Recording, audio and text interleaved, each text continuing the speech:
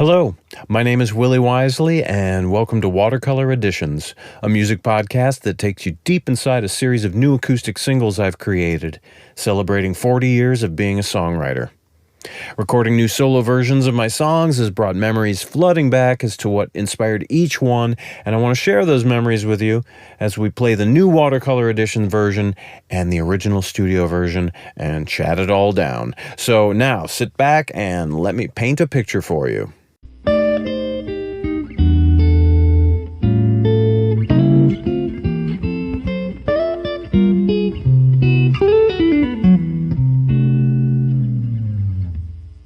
If you don't keep a diary, the details of life are easily lost.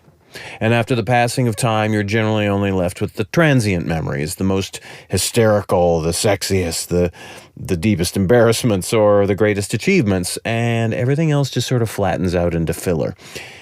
Which has always saddened me because I wake the hell up to greet each day, so shouldn't each day reward me with something to keep forever, right? So, long ago I set out trying to memorialize the mundane by simply taking moments in my life to say, out loud, remember this moment forever. And whether it was that time in West Hollywood when a woman in her nightgown was watering her plants up on a porch in 2002, or when I watched a midnight blue Ford Taurus drive past my house and take a left turn 2 blocks away in 1990, I thought these are moments that are potentially as poignant as any others, and one thing's for sure, when I die, they're gone forever, so maybe collecting them now will add some sort of kismet to life, or maybe to my afterlife. So I've brought this ritual to my children, too. I often turn to my 15-year-old daughter and 13-year-old son, non sequitur, and say, remember this moment forever. And it's kind of a joke at this point. It's just me being nostalgic for this one night in 2013. Ella was 8, and both of us are brushing our teeth together, and we're facing the bathroom mirror, and her just as sweet and beautiful as can be. And though this had to be the 1,000th time that we had done this together, that night I was just full of joy, and as we brushed, I caught her gaze in the mirror and said in a silly, over-profound voice, "Ella, remember this moment forever." And she giggled. I bookmarked another memory in this way in what must have been 2005. I'd played some shows out east, and I was on my way to an airport to fly home, and breezing past a subway stop, a girl stood below a sign that said, "To Jamaica Plains," which I thought was most evocative. So always in my head, I've had an idea to write a song that started right there. Jump ahead to just a few months ago. I was up at 2 a.m., frustrated with someone very close to me in my life. And a song title came flooding into my mind. You have no idea how hard it is to love you. And that title works on 2 levels. It applied to the relationship at hand, feeling like no matter what I do to show love, it just fails. But then what I felt was a richer vein, it could be about someone who doesn't even know I'm watching them. And my mind went straight to the girl on the subway stop 16 years earlier. And soon I had some cool chords put together. That's always the easiest part of songwriting for me. And several verses of lyric about pining for someone that didn't know I had fallen in love with them, nor even knew that I saw them. This is a girl who boarded a train every morning, dressed perhaps in a quirky way. She would touch the seat back in front of me as the train left the station, as I stared at the back of her beautiful hand, or perhaps even sat next to me as our thighs touched. And in the song, I would internally struggle with whether to introduce myself. An age-old tale. But I quickly soured on this because the title, You Have No Idea How Hard It Is to Love You, it seemed to blame the girl for my own frustration, which seemed way too centered on the male gaze, which to me became quickly very creepy. So it was just obvious that I needed to change the chorus, which was the original idea. So I tried something different, more on the positive. You have no idea how awesome it is to love you, which is just freaking terrible. It sounds like a I Love Jesus song that they forced this Jew to sing at YMCA camp in the 70s. So I just, frustrated, set the whole song aside. About a month later, and this is quite recently, someone at work suggested a documentary film to me, The Death and Life of Marsha P. Johnson. And as I watched this thing, I realized the girl in my song is Marsha P. Johnson. Now, Marsha was a prominent figure in the gay liberation and transgender rights movement in New York City in the late 1960s going forward. And notably, she was a participant in the Stonewall riots, which was this series of spontaneous demonstrations by members of New York's gay community in response to a 1969 police raid at the Stonewall Inn in Greenwich Village. And when the police became violent, the whole community and neighborhood street kids started protesting and fighting back. And the event is widely considered to be the galvanizing of the gay liberation movement and the whole 20th century fight for LGBT rights. Now, the riots are super important historically. They were tragic, people were hurt, but it was also had hilarious elements to it. And my favorite detail was the mobs would openly mock the police with impromptu choruses, girl kick lines, singing to the tune of Tarara Boom Die. We are the Stonewall girls, we wear our hair in curls, we don't wear underwear, we show our pubic hair. All the while as the line of helmeted and club-carrying cops charged at them. Now, the oppression of LGBT people at the hands of cops in that era was horrifying, not funny, and transvestites and drag queens were treated worse, really, than any minority in America at the time. Marsha's story and her loving soul and all her inspired slogans and just her general joie de vivre, and also her mysterious death, immediately inserted itself into my song as I realized the chorus had to be "Long live the Queen of Alphabet Avenue." So I switched out some of the details, the real stuff in her life, for things that sang a little better, and suddenly I had this wonderful fictionalized little story. And I knew the song was done because I love this whole idea of my life intersecting me on a subway with Marsha's, or perhaps her ghost, and this insinuation that I put into the third verse that identifies her killers. So, please, y'all dig the watercolor edition of The Queen of Alphabet Avenue. Paint a picture for us, Willie.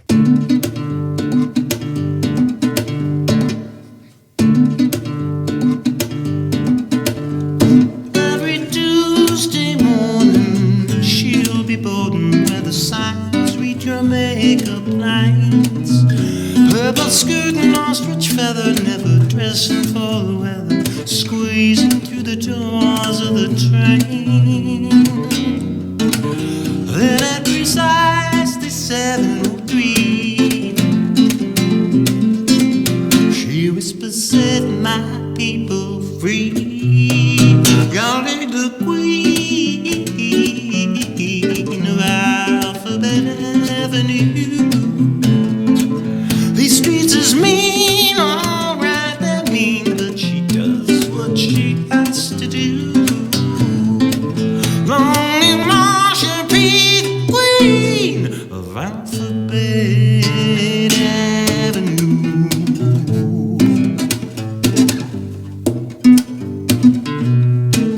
I sit frozen, composing my opening lines, flirting certain words are sure to intrude. When an off-duty officer offers up his seat till he realizes she is a Jew. So don't you know this here's the girl who through the shot glass heard round the world, calling the queen of Alphabet Avenue. These streets is mean, alright, they're mean, but she does what she has to do. Long live Marsha P, queen of Alphabet Avenue.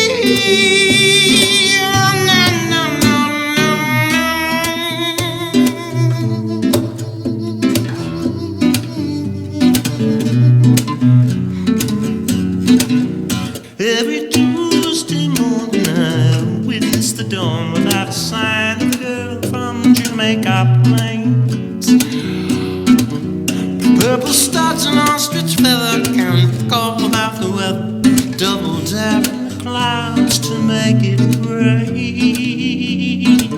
Then at precisely 7:03, y'all sing, set my people free.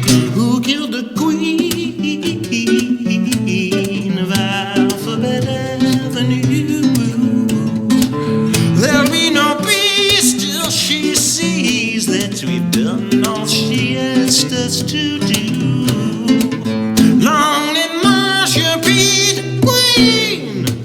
Long live Marsha P, the queen. Please no mind now, Marsha P, the queen of Alphabet Avenue.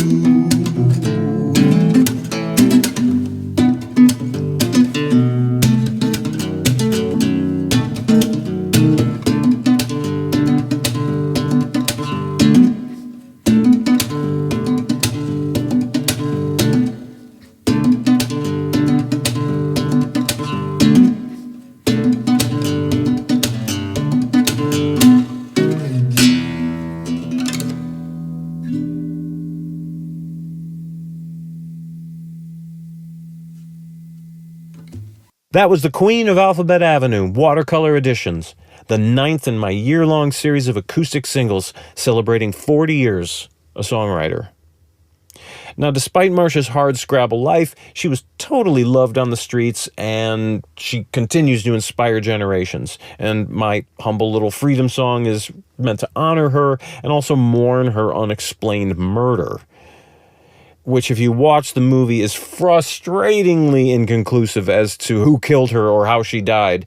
But after I slept on the movie, I had this kind of awful thought that I haven't seen posited in any of the research I've done, that her killer might have been her good friend and actually partner in a lot of the liberation stuff that they did, Sylvia Rivera.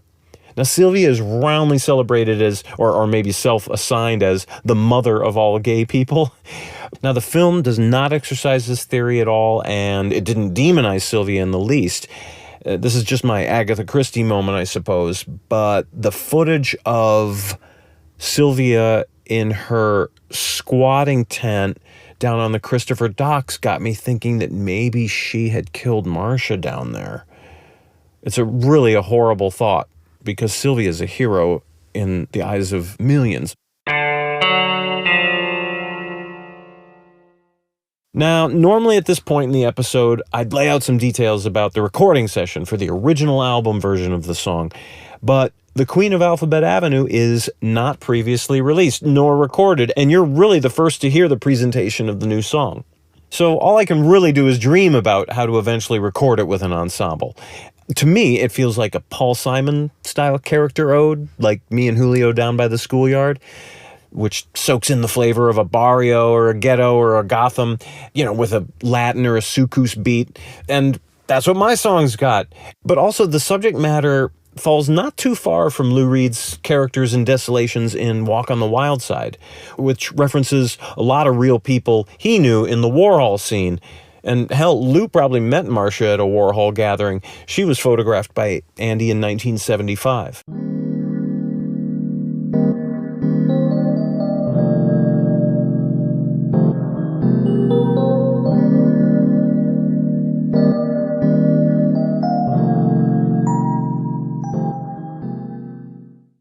When talking songwriting, I always like to point out something technical, something for the songwriters out there, or those of you who are intrigued by what it is that makes a song tick. So I've started this segment called Willie's Timeout Corner, and because nobody's complained too hard about it yet, here's another punishingly technical segment. I really just want to point out here that the complexity of the chord progression of The Queen of Alphabet Avenue is, to me, very appropriately sophisticated. It reflects her flamboyance, it reflects and illuminates the difficulties faced in her struggle for human rights, and where normally simplicity is what draws people in, Lou Reed's song, for instance, Walk on the Wild Side, has 2 chords. I really wanted to let every chord in this song be touched by a richness, an inflected note, something added to convey the enormous character and drama going on here.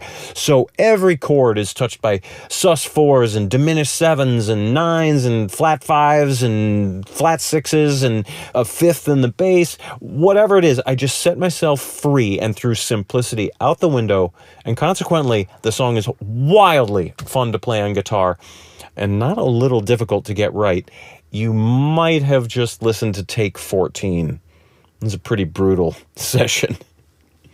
Which reminds me, I bravely, if I don't say so myself, debuted this song on an online show back in April, Billy McLaughlin's Church of the Lost Souls concert.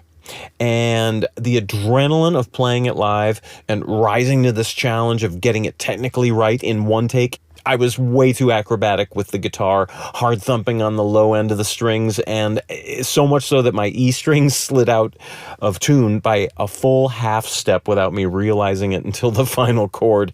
Nonetheless, the show was a blast, and Billy McLaughlin, who is a legendary guitar innovator in his own right, totally flattered me afterwards, and having never heard the song himself, he said, "Man, that is some Tuck shit."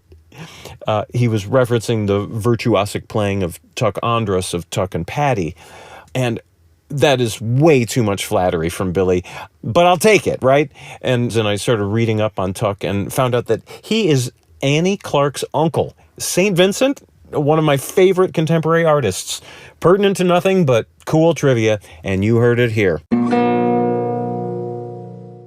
Well, that's just about the final stroke for this episode of Watercolor Editions. Hey, big thanks to the girl on the platform of the subway in 2005, and also to the lady watering her spider plants before that, and the driver of the Ford Taurus even before that, and of course Ella for having 0 cavities at her dental appointment last week. Remember that moment forever, sweetie, when the dentist tells you you're free to go. Be sure to catch other recent episodes of Watercolor Editions featuring my songs Parador, I'll Be Singing, Go, and Rain Can. There are many more to come, dropping every other Wednesday until either you or I can't take it no mores. But know this, there's about 295 songs left to go. You want to support me as a musician, as an artist? One way to do it is to help me empty that closet full of Wisely stuff at my house. Vinyl, t-shirts, cassette, posters, CDs, they're all available at my Bandcamp page. Link is in the description. Dig it. I'll mail them myself and probably put a special gift in there for you. And lastly, hit the subscribe button for Christ's sake, and don't miss the next Watercolor Editions when we'll put my song, It's Better Not to Care, up on the easel. It's a song I wrote in 2013 with hit songwriter and big-time blogger Shelley Piken. Working with her was truly an intimidating challenge for me. She's given her profound skills and dedicated her entire professional life to a single element of this thing we call pop music, and it's called hit songwriting. It was a wildly illuminating session, and we'll paint that watercolor picture, play the new version and the original studio version, and chat it all down again on Watercolor Editions. I'm Willie Wisely, and thanks for listening.